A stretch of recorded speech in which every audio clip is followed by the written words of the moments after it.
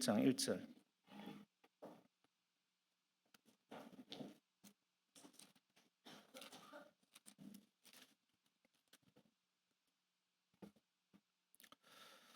요한복음 17장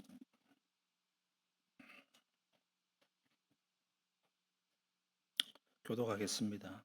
예수께서 이 말씀을 하시고 눈을 들어 하늘을 우러러 이르시되 아버지여 때가 이르렀사오니 아들을 영화롭게 하사 아들로 아버지를 영화롭게 하게 하옵소서.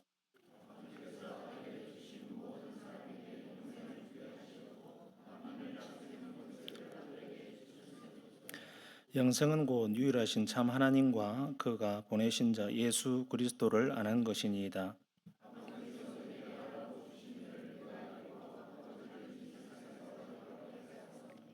아버지여 창세 전에 내가 아버지와 함께 가졌던 영화로서 지금도 아버지와 함께 나를 영화롭게 하옵소서.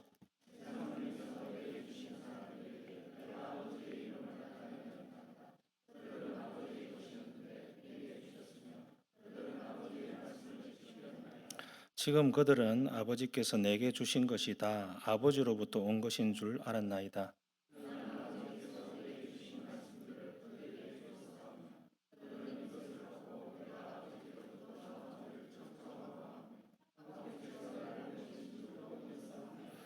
내가 그들을 위하여 비옵나니 내가 비옵는 것은 세상을 위함이 아니요 내게 주신 자들을 위함이니이다. 그들은 아버지의 것이로소이다.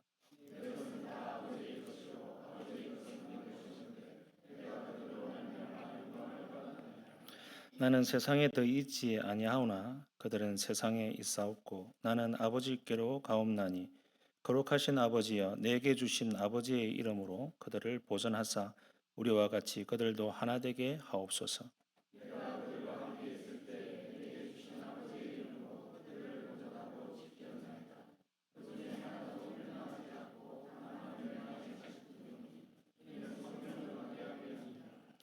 지금 내가 아버지께로 가오니 내가 세상에서 이 말을 하옵는 것은 그들로 내 기쁨을 그들 안에 충만히 가지게 하려 함이니이다.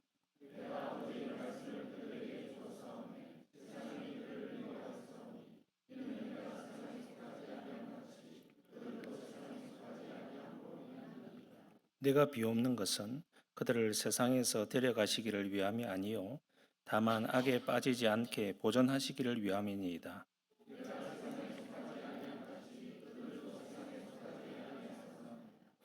그들을 진리로 거룩하게 하옵소서. 아버지의 말씀은 진리니이다.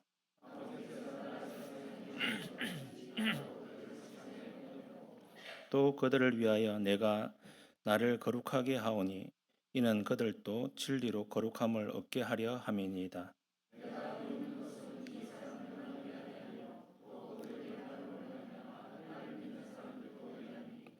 아버지여 아버지께서 내 안에 내가 아버지 안에 있는 것 같이 그들도 다 하나가 되어 우리 안에 있게 하사 세상으로 아버지께서 나를 보내신 것을 믿게 하옵소서.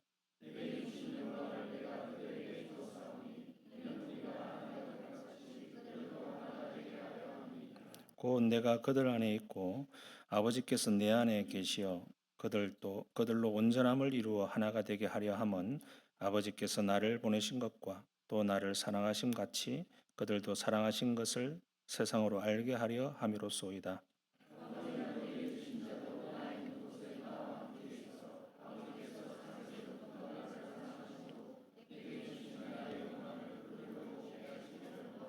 같이 읽겠습니다. 외로우신 아버지여 세상이 아버지를 알지 못하여도 나는 아버지를 알았사옵고 그들도 아버지께서 나를 보내신 줄 알았사옵나이다.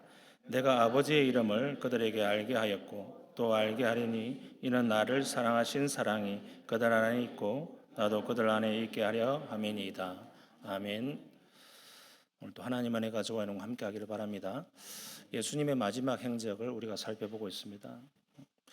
우리는 예수님의 십자가를 생각합니다. 예수님의 십자가가 예수님의 공생의 가장 핵심인데요.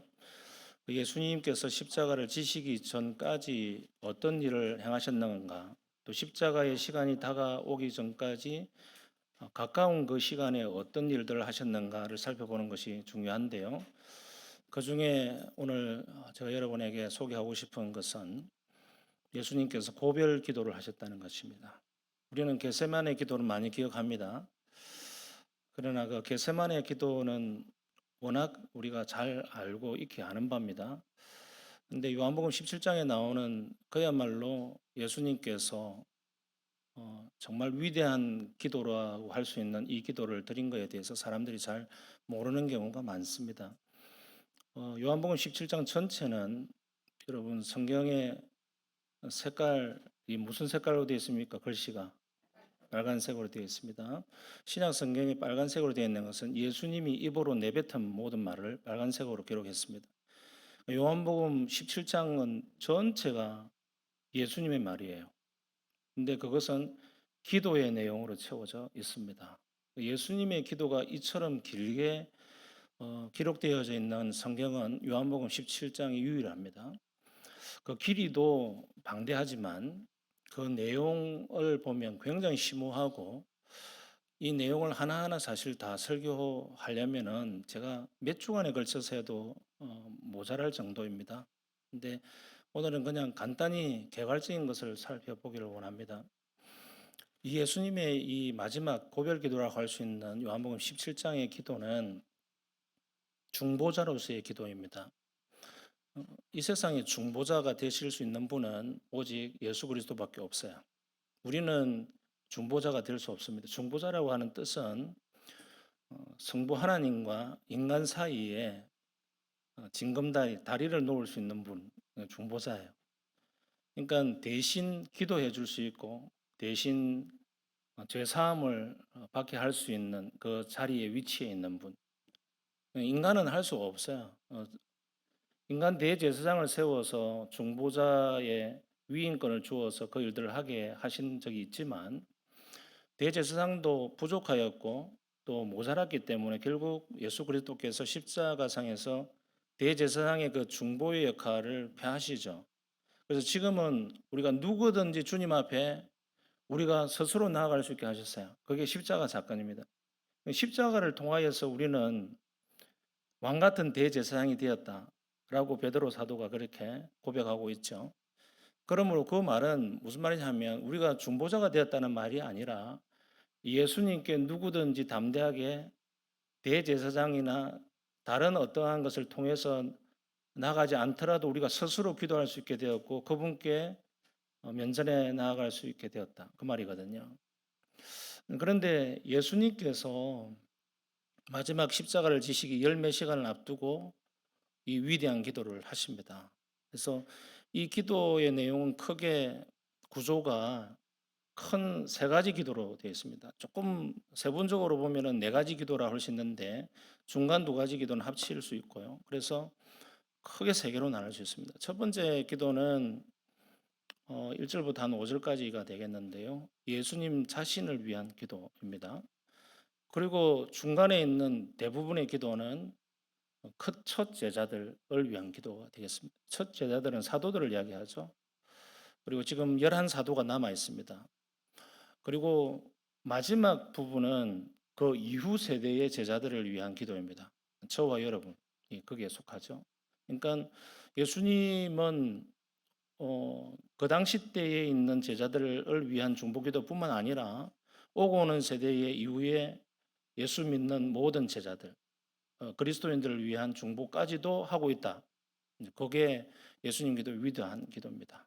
여러분들은 돌아가시기 전에 여러분의 천세대 후손을 위해서 기도한 뭐 그런 것을 생각을 하시는지 모르겠는데 예수님은 적어도 천세대 만세대 주님이 다시 오시기 전까지의 모든 제자들을 위한 중보기도까지 하고 있다. 이것이 전체 개괄적인 내용이 되겠습니다. 한번 세부적으로 살펴보실까요? 예수님 자신을 위한 기도를 먼저 보면 첫 번째 읽어보실까요? 시작. 아들의 영광이 곧 아버지의 영광이다. 1절 그리고 4절에서 5절까지 이야기를 하고 있습니다. 예수님께서는 이 땅에 성자 하나님으로서 오셨어요. 그런데 그 모양은 전혀 하나님이 아니신 인간의 모습으로 오셨어요. 그래서 이 성육신이라고 부릅니다. 그것을 영광이라고 이야기를 합니다. 여러분 사람에게 영광이라고 하는 것은 어떻습니까? 뭐 누더기 옷을 입고 있고 못난 모습을 하고 가진 것도 없고 실패하고 이것을 영광으로 생각하는 사람은 없을 겁니다. 뭔가 계속 나아졌고 조금 더 빛나고 뭔가 자랑할 만한 거리가 있을 때 우리는 그것을 영광으로 생각하죠. 근데 성경이 말씀하고 있는 진정한 영광은 반대예요. 독사라고 하는, 그리고 동사로 하면 독사죠 이렇게 이야기를 하는데, 거기서 말씀하고 있는 그 영광은 하나님이신 분이 이 땅에 오신 것 자체, 낮아지심, 올 영광이라고 했습니다. 우리는 높아져야 영광이잖아요. 상을 받아야 되고 1등을 해야 되고. 꼴찌에게는 영광이 없어요. 2등도 기억해 주지 않는 이 참 험악한 세상 우리가 살아가잖아요. 1등만 기억해 주고 금메달만 기억해 주고 뭔가 잘해야 되고 높이 올라가야 되고 성공해야 되고 얻어야 되고 많이 가져야 되고 이런 것을 우리는 영광이라 생각하는데, 우리 기독교 정신은 그런 게 아니에요. 예수님께서 우리에게 보여주신 영광은 높은 분이신 분이 낮아지신 것을 영광이라 합니다. 그래서 요한복음 1장 14절에서 그와 같이 이야기하죠. 말씀이 육신이 되어 우리 가운데 거하심에 그의 영광을 보니 아버지와 독생자의 영광이요 은혜와 진리가 충만하더라. 그러니까 영광이라는 단어를 두 번 쓰잖아요. 그 말씀이 누굽니까? 예수님 자신이거든요. 예수님은 요한복음 1장 1절에서 그와 같이 이야기하잖아요. 태초에 말씀이 계시니라. 그 말씀이 하나님과 함께 하셨으니 그 말씀이 곧 누구라고요? 하나님이시라. 그 말씀이 곧 도대체 누구를 상징하느냐라고 할 때 예수 자신이잖아요. 예수 그리스도께서 태초부터 계셨고 하나님과 함께 계셨고 그분이 다름이 아닌 하나님이신데, 그 예수님이신 분이 육신이 되어 인간의 몸을 입고 오셨는데 그것은 영광이라고 이야기하는 거예요. 그리고 아버지와 아들의 영광이라고 이야기합니다.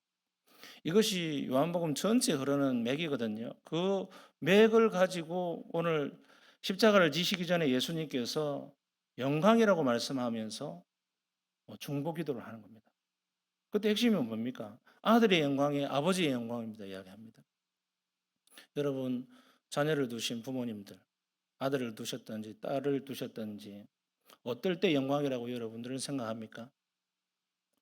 자녀가 좋은 성적표를 받아와 가지고 막 자랑할 때, 또 뭔가 만점 받았다고 할 때, 학교에서 상 받았다고 할 때, 뭔가 어디서 경연대회에 나가지고 1등을 했을 때, 뭐 그럴 때 아닙니까? 영광스럽게 생각하고 자랑스럽게 생각하고 입이 건질건질하죠. 그냥 어디 전화라도 걸어가지고 이야기를 해야 되고 교회 오면 목장 식구들한테 한마디를 하고 싶고 그렇지 않습니까?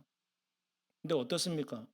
여러분의 자녀들이 못난 길로 가고 있고 원하지 않는 길로 가고 있고 잘 됐으면 좋겠는데 정말 험악한 길로 간다고 할 때 어떻습니까?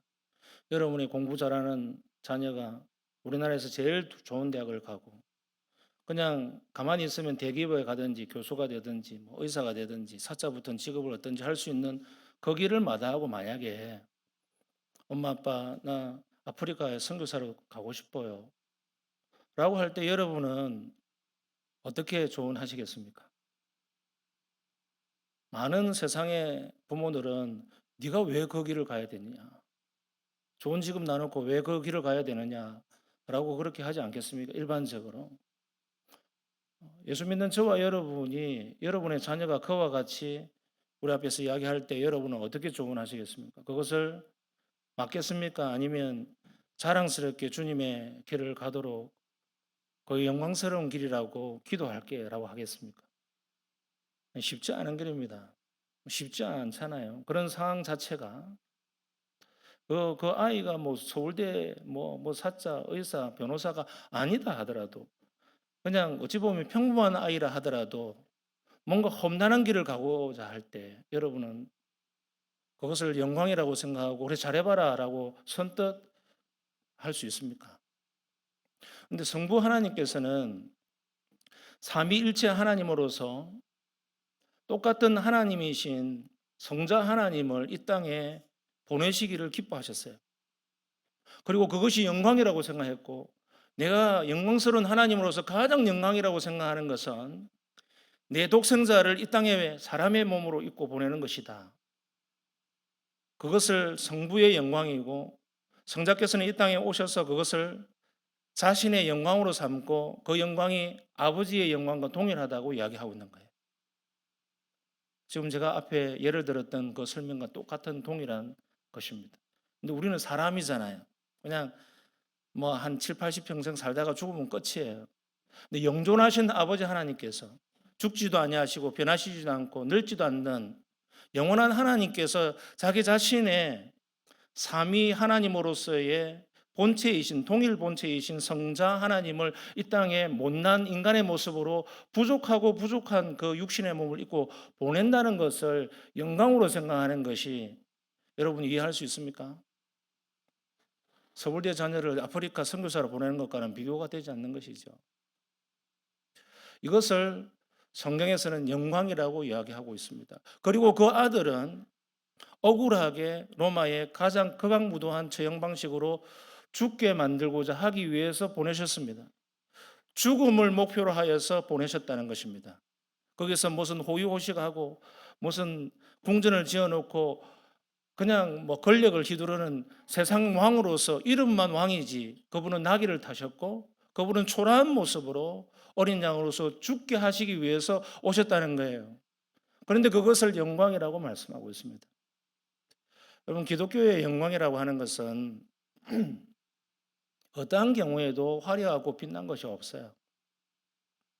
오늘날 우리 교회들은, 특히 한국 교회들은 화려한 건물을 지어놓고 하나님께 영광이라고 막 봉헌 예배 드리고 막 그렇게 하잖아요. 여러분, 성경을 유심히 보십시오. 예수 그리스도께서 이 땅에 오실 때 어떠한 화려함도 갖추지 않으셨고 십자가에 지시는 그 과정 모든 것이 처참하고 누더기 옷을 100벌 걸치는 것보다 더 못났고 더럽고 정말 어떻게 보면은 흉측한 모습으로 그 인생을 마감하지 않습니까? 그것을 영광이라고 이야기하고 있습니다. 우리가 가야 할 길은, 그래서 너가 나를 따르려고 하거든 자기를 부인하고 자기의 십자가를 지고 나를 따를 것이니라. 각자의 십자가를 지고 죽음을 내어놓고 예수님과 함께 죽을 요랑으로 가는 것이 제자의 삶이고 그것이 그리스도인의 삶이다라고 우리에게 보여줍니다.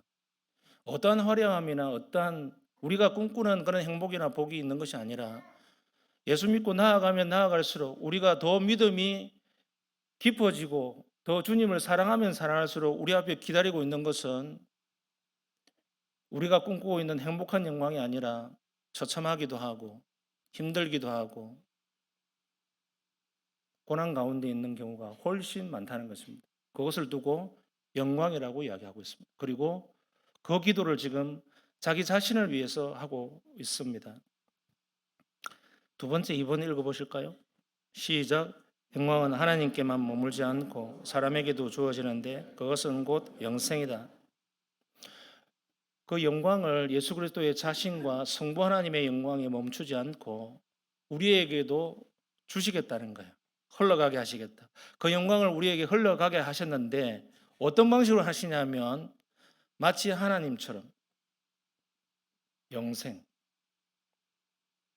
그러니까 하나님은 죽지 않으시잖아요. 늙지 않으시잖아요. 변함이 없으세요. 똑같으세요. 하나님은 태어난 적이 없어요. 그냥 원래 계시는 분이세요.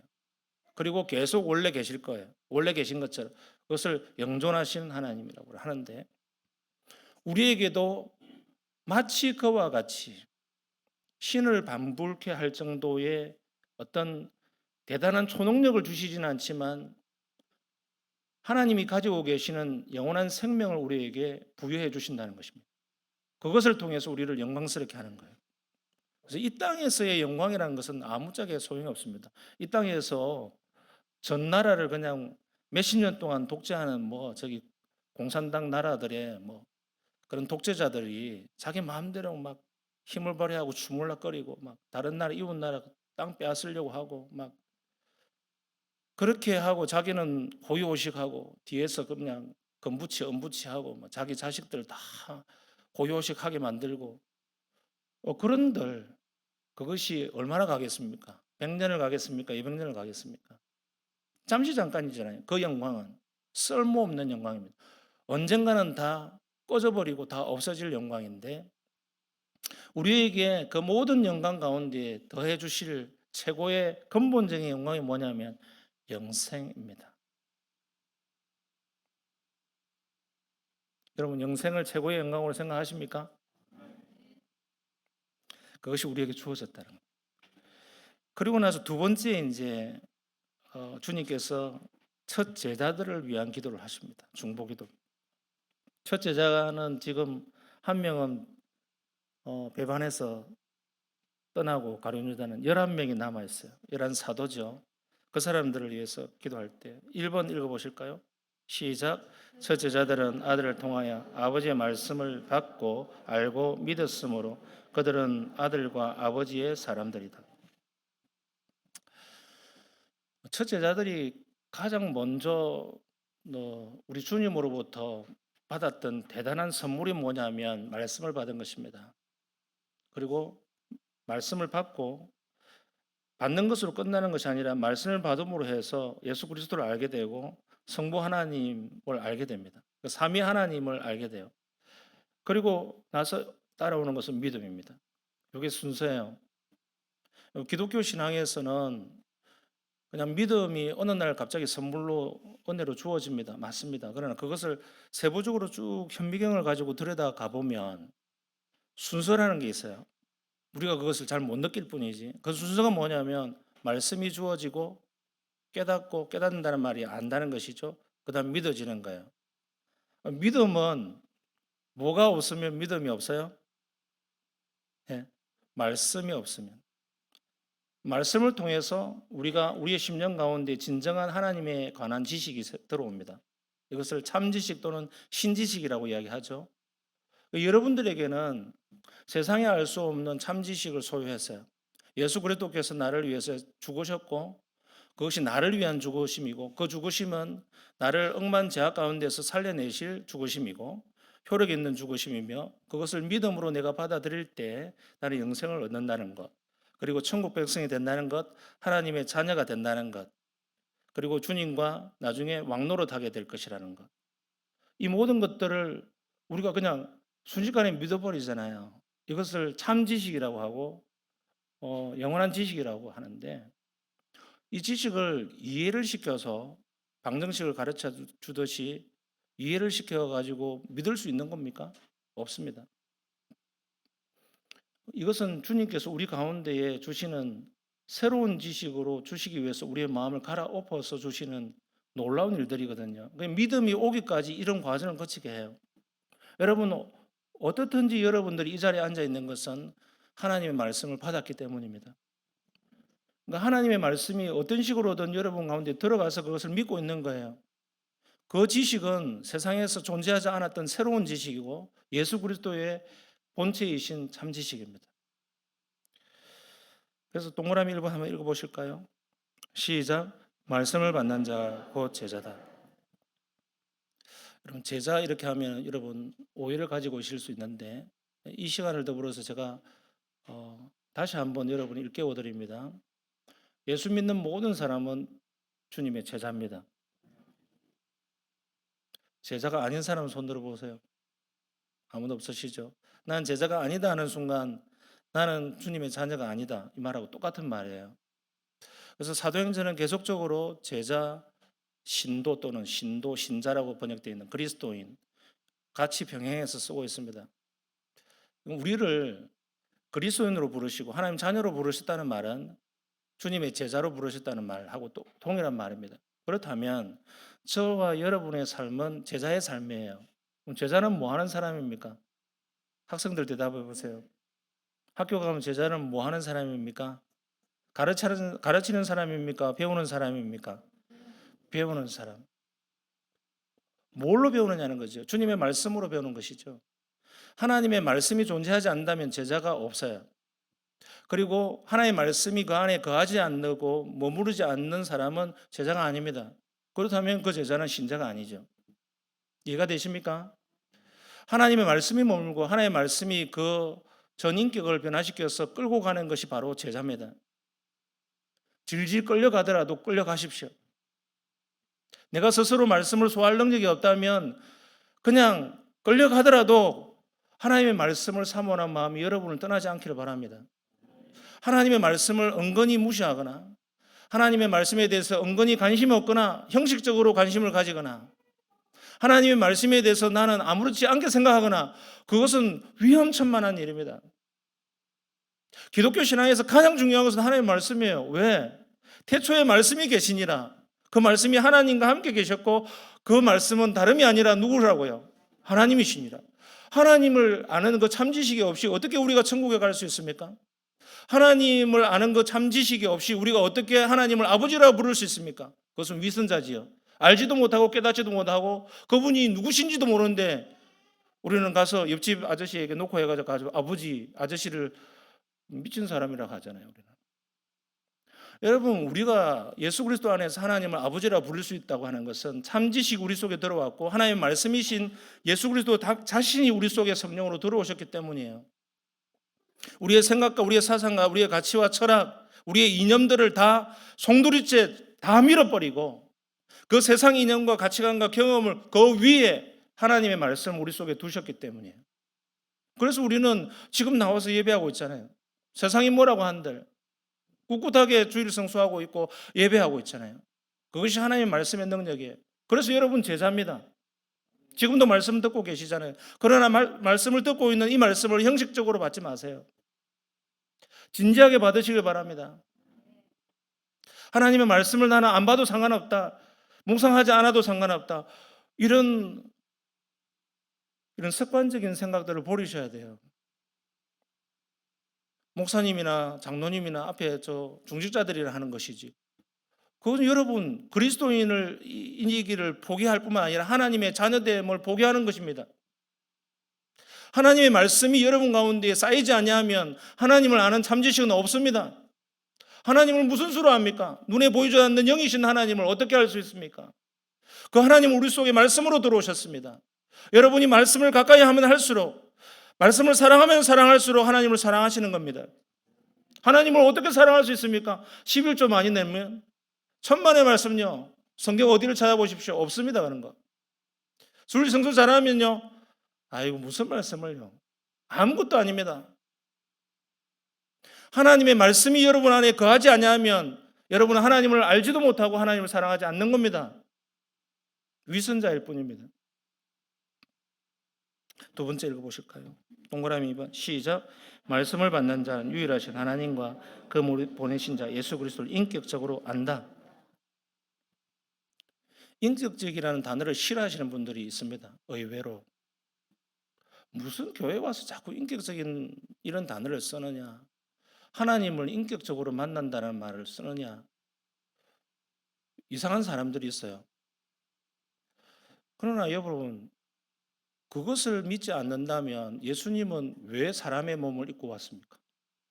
예수님은 왜 육신의 몸으로 와서 밥을 먹고 제자들과 함께 밥을 먹고 웃기도 하고 심지어 왜 울기도 하셨냐고요. 왜 피곤하셔서 잠을 주무셨냐고요. 인격이 없는 분이라면 그분이 실체가 아니었다면 그분이 육신의 몸을 입고 오지 않았다면 그냥 그분은 그냥 홀령처럼 우리가 말하는 것처럼 눈에 보이지도 않고 막 그런 분이라면 그렇게 생각해도 되겠죠. 그러나 그분은 육신을 입고 오셔서 삼시세끼 먹고 자고 주무시고 울기도 하고 웃기도 하고 그러신 분입니다. 그 속에 인격이 없습니까? 예수님의 인격이 있잖아요. 그러면 우리가 본받아 걸어가야 될 길은 예수님의 인격의 길입니다. 그분의 인격을 우리가 만나지 않고 그분의 인격을 체험하지 않고 그분을 알지도 못한 가운데 무슨 수로 우리가 주님의 길을 간단 말입니까? 그래서 우리의 길은 말씀을 받을 때 그분을 안다고 할 때 그분의 인격을 아는 겁니다. 그것을 우리에게 믿음으로써 깨닫게 하십니다. 3번 보실까요? 시작. 말씀을 받고 아는 자는 결국 믿음에 이른다. 그리고 그들은 제자의 삶을 비로소 산다. 오늘날 믿음에 문제가 있는 사람들, 믿음이 소위 없다고 말하는 사람들은 이런 사람들이에요. 말씀은 없으면서 자기 확신만 있는 사람들입니다. 그러니까 내 속에 말씀이라고 하는 참지식, 하나님을 아는 지식은 너무나도 일천하고 부족한데 확신만 있는 거예요. 예수 믿으면 천국 간다. 구원파입니다. 구원파. 니 어디 맨날 몇 시 어디에서 예수님 만났느냐 뭐 이런 거. 그 시간만 알면 됩니까? 시간만 알고 그 확신만 있으면 됩니까? 그 경험만 소중하면 됩니까? 하나님을 경험하는 것은 말씀 아니고서는 경험할 수 있는 방법이 없어요. 제가 깊이 볼 말씀을 드리지만 우리는 말씀을 통해서 우리의 믿음이 자라갑니다. 믿으시길 바랍니다.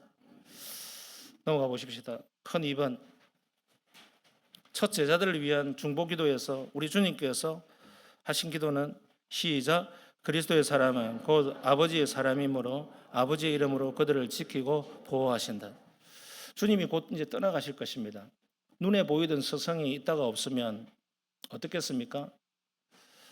여러분을 사랑해주고 정말 늘 인생의 목표가 되든 모델이 되든 부모님이 다 떠나가시면 마음이 허하잖아요.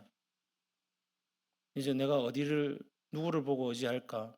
내가 힘들고 어려울 때 누구한테 조언을 받을까?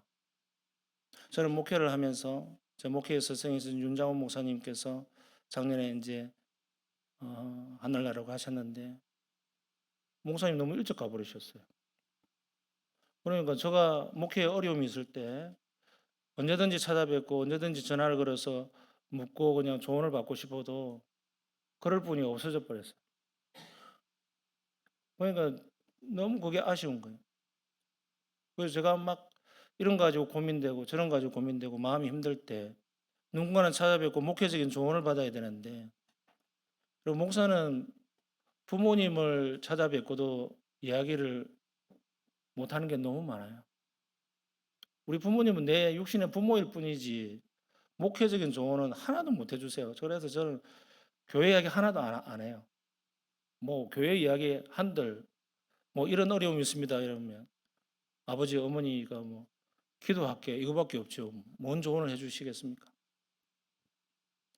여러분 우리 주님께서 첫 제자들을 남겨두고 이제 십자가를 지시고 죽으시고 부활하시지만 부활하신 몸으로 영원히 있지 않습니다.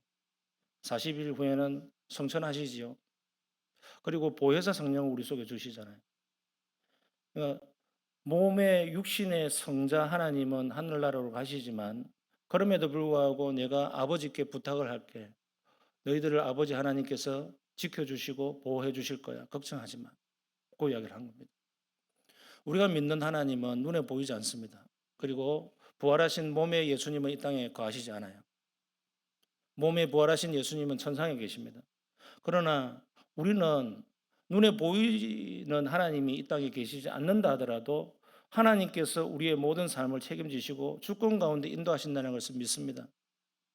그게 믿음이죠. 그래서 우리를 보호해 줄 수 있는 사람은 우리 부모님도 아니고 내 형제도 아니고 목사도 아니고 여러분의 배우자도 아닙니다. 언젠가는 여러분 배우자하고 헤어져야 되잖아요. 나를 보호해 줄 수 없어요. 내 자식들도 부모님께 자기 살기 너무 바쁩니다. 자식들이 뭐 끝까지 부모님 다 빼먹잖아요. 끝까지. 의지할 게 없어요. 오직 우리가 의지하고 바라볼 분은 주님밖에 없습니다. 주님이 여러분을 책임지십니다. 물질도 여러분을 배신하고 배반합니다. 언젠가는 다 모든 것이 지금 잘 되는 것처럼 보이는 여러분의 가게도 하루아침에 망할 수 있습니다. 안심하지 마십시오. 여러분이 갖고 있는 땅 하루아침에 다 사라질 수도 있습니다. 땅은 여러분 것이 아닙니다. 등기로 여러분 인간의 것처럼 되어 있는 것처럼 되어 있어서 그렇지 땅은 하나님 거예요. 성경을 보세요. 왜 안식년과 왜 희년이 있는지 땅을 쉬게 해라. 땅은 하나님 것이다. 인간이 욕심이 많아가지고 지 것인 줄 알고 자꾸 막 땅 따먹게 하고 땅 등기 천평되어 있으면 그것 가지고 안심하고 땅값 오르기를 막 기도하고 있고 막 여러분이 믿고 있는 부동산도 언젠가는 다 없어집니다. 지진만 한번 8.0 강도의 지진만 오면 여러분 5억짜리 아파트, 4억짜리 아파트도 다 무너지고 없습니다. 아무도 그거 보상해 줄 사람 없어요. 미얀마에서 강진이 일어나서 옆 나라까지 막 무너지는 거 보셨잖아요. 며칠 전의 일입니다. 여러분, 아무것도 우리를 보호해 주지 못하더라도 주님이 그 일들을 하신다고 중보기도를 하셨고, 그 중보기도는 지금도 여전히 유효합니다. 믿으시길 바랍니다. 3번 보십시다. 시작. 세상은 그리스도의 사람을 미워하지만 아버지 하나님 그들을 악으로부터 지켜주신다. 동그라미 1번 읽어봅시다. 세상이 제자들을 미워하는 이유는 그들이 세상에 속하지 않았기 때문입니다. 요한 1서 3장 12절에서 14절 읽어봅시다. 가인같이 하지 말라. 그는 악한 자에게 속하여 그 아우를 죽였으니 어떤 이유로 죽였느냐?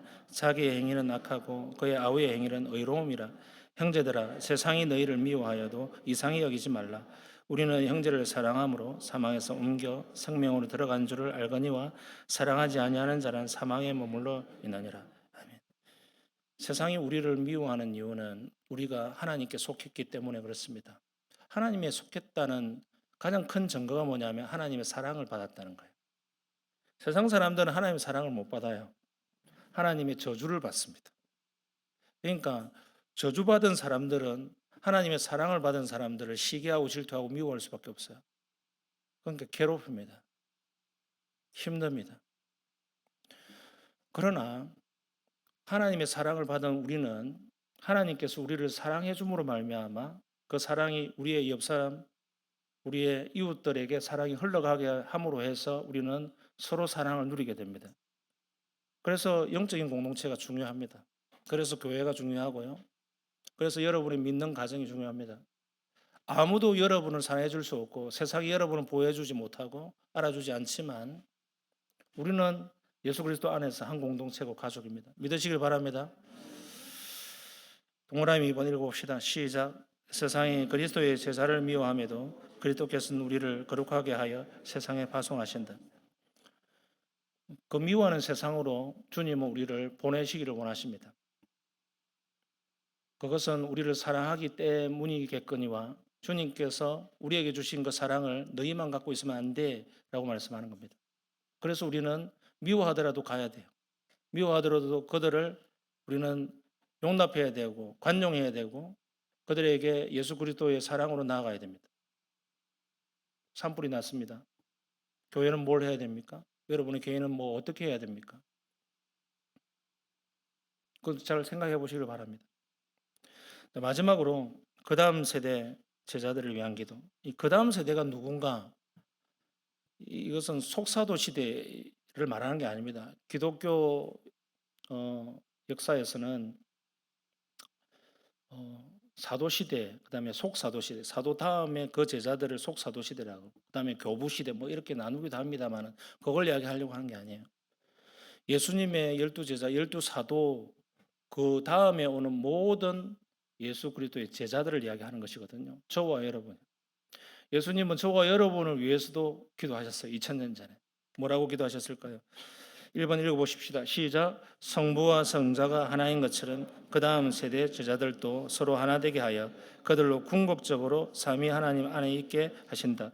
요한복음 17장 21절 우리가 읽었지만 공동번역으로 된 거 한번 다시 읽어봅시다. 시작. 아버지, 이 사람들이 모두 하나가 되게 하여 주십시오. 아버지께서 내 안에 계시고 내가 아버지 안에 있는 것과 같이 이 사람들도 우리 안에 있게 하여 주십시오. 그러면 아버지께서 나를 보내셨다는 것을 세상이 믿게 될 것입니다. 여기 보십시오. 삼위 하나님께서 서로 하나잖아요. 하나님의 본질은 하나됨입니다. 이것을 연합이라고도 이야기하죠. 성부와 성자와 성령 하나님이 서로 다른 분이 아니라 한 분 하나님으로 존재하세요. 이것은 3분의 1씩 존재하는 것도 아닙니다.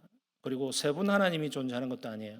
이해할 수 없는 신비로운 가운데서 삼위격의 하나님께서 한 분 하나님으로 존재하셔요. 그 외에 쓸 용어가 없어요. 어떤 단어로 설명하면 설명할수록 오해만 일어나고 그 본질이 하나됨이란 말입니다. 그런데 그 하나됨의 하나님께서 우리 가운데 들어오셔서 우리와도 연합하기를 원하시고 또 우리가 아버지 안에 있기를 원하십니다. 그리고 성자 하나님께서 성천하시고 이 땅에 계시지 않지만 보혜사 대신 성령 하나님을 우리 속에 오게 하셔서 똑같은 성령이 저와 여러분 가운데 다 거하십니다. 그리고 거하시는 그 성령 하나님이 신비롭게 우리를 하나 되게 하시죠.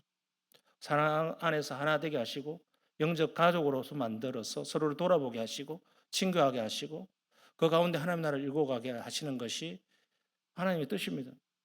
동그라미 2번 큰 2번 읽어봅시다. 시작. 성부가 성자를 사랑하신 것처럼 그 사랑에 오는 모든 세대의 제자들 안에도 있게 하신다. 결국 우리 주님께서 우리에게 중보하여서 마지막으로 우리를 중보기도한 그 내용은 뭐냐면 주님의 사랑이 우리 안에 거하고 우리도 그 사랑으로서 형제자매들 가운데서 함께하는 하나님의 사랑을 누리고 우리도 서로 사랑할 수 있는 영적 공동체를 만들어가는 것. 그것이 우리의 사명이고 우리의 삶이다라고 하는 것을 보여줍니다. 여러분, 우리 주님께서 2000년 전에 이 기도를 하셨어요. 그래서 저는 우리 주님께서 보여주신 이 고별 기도를 마음속에 깊이 새기고 여러분들에게 그렇게 새벽마다 기도하기를 원합니다. 물론 여러분들 목사가 위해서 중보 기도할 때 중보라는 말을 제가 함부로 쓰면 안 되는데 도고 기도라고 할게요. 그냥 우리가 그냥 대명사처럼 중보 기도라고 말을 쓰기는 하지만 예수님께만 쓸 수 있는 말입니다. 사실은 여러분들 위해서 제가 도고 기도를 할 때 여러분 각각을 위해서 기도를 합니다. 이분은 뭐가 어렵고 이분은 뭐 근데 여러분 제가 목사의 초보에 있을 때는 늘 이런 뭐 저분 뭐 건강하게 해주시고 잘 되게 해주시고 사업이 잘 되게 해주시고 막 이렇게 기도했어요. 근데 제가 조금 더 성장하는 이제 좀 연륜이 있는 그런 목사로 나아가면서 그런 기도는 점점점 사라지고 예수님처럼 기도하게 되더라고요. 저분이 하나님 안에서 믿음으로 자라가서 하나님 나라의 삶을 살게 해주십시오. 하나님의 영광을 위해서 살아갈 수 있도록 더 큰 믿음을 부어 주십시오. 더 큰 사랑을 부어 주십시오. 더 큰 믿음의 그릇을 주셔서 하나님의 나라를 읽어갈 수 있도록 그렇게 살아갈 수 있도록 해 주십시오. 주님의 지혜를 갖도록 해 주십시오. 이렇게 기도합니다. 여러분 이것이 주님이 우리를 위한 기도였다면 우리도 그렇게 기도하는 것이 가장 멋진 기도고 가장 위대한 기도입니다. 저는 제가 잊지 못하는 한 목사님의 고별 기도를 들었어요. 저는 그 갈보리 채플의 척 스미스 목사님이라는 분이 있는데 굉장히 목사님들은 대부분 다 아십니다. 제가 그분을 워낙 한국에 있을 때부터 좋아해서 그 교회에 한 10개월 정도 출석한 적이 있는데 그분이 암에 걸려 있더라고요. 86세셨는데. 근데 코에 이 호흡기를 끼고 호수를 뒤로 해가지고 어렵게 단상에 나와서 설교하는 것을 몇 달 동안 들었어요. 저는 그 마지막 설교인 줄 모르고 마지막 설교를 제가 들었습니다. 그 주간에 며칠 있다가 돌아가셨다는 이야기를 듣고 제가 그 다음 주일날 장례식에 참여한 적이 있는데 그 마지막 설교의 마지막 그 기도를 제가 기억합니다. 그 목사님께서 마치 자기는 이제 며칠 있다가 하나님께서 부르실 줄 알으셨든지 그런 느낌이 들으셨든지 모르겠지만 마지막 설교가 로마서 4장 19절인가 그랬어요. 아브라함이 백사가 되어서 자기 몸이 죽을 것 같이 사라의 태가 죽는 것 같이 그런 것을 알면서도 믿음이 약해지지 않았다. 그런 문구가 있거든요. 그거 가지고 설교를 하시고 마지막에 고별 기도를 짧게 한 20초 정도 했던 것 같아요. 그 짧은 기도 속에 내용이 뭐냐면 숨을 몰아쉬면서 기도했던 게 마지막 축복 기도잖아요. 마지막 기도를 한 20초 정도 하셨어요. 근데 하나님 이 사람들에게 뭐 복을 주시고 뭐 잘 되게 주시고 그런 말 하나도 안 하고 딱 이 핵심적인 단어 세 개가 계속 기억이 나요. 뭐가 나냐? 영어로 faith, confidence, trust. 요 세 단어를 두 번 반복하더라고요. 이게 무슨 뜻이냐면 주님께서 이들에게 믿음을 주시고 확신을 주시고 또 트러스트도 믿음이란 말이죠. 믿음을 주셔서 하나님을 알게 해 주십시오. 이걸 두 번 반복하면서 기도를 하더라고요. 그게 제가 잊혀지지 않아요. 여러분, 저도 만약에 이제 그런 순간이 온다면 여러분들을 위해서 그런 기도를 하고 싶습니다. 우리에게 남는 기도는 뭐 자식 잘 되게 해 주십시오. 뭐 내 사업 가게가 잘 되게 해 주십시오. 그거를 넘어서는 초월적인 기도. 초월적인 기도가 뭐냐면 바로 예수님께 하신 기도잖아. 영광 가운데 주님을 신뢰하고 하나님을 알아가고 하나님 안에서 하나 되고 하나님 안에서 살아가게 해 주십시오. 우리의 믿음을 잃지 않게 해 주십시오. 이거거든요. 이것이 가장 멋진 기도입니다. 그 중보기도가 지금 2000년 전에 하셨던 중보기도가 우리에게 효력 있게 흐르고 있습니다. 믿으시길 바랍니다. 그 힘으로 살아가십시다. 다 같이 일어나셔서 찬송하시겠습니다.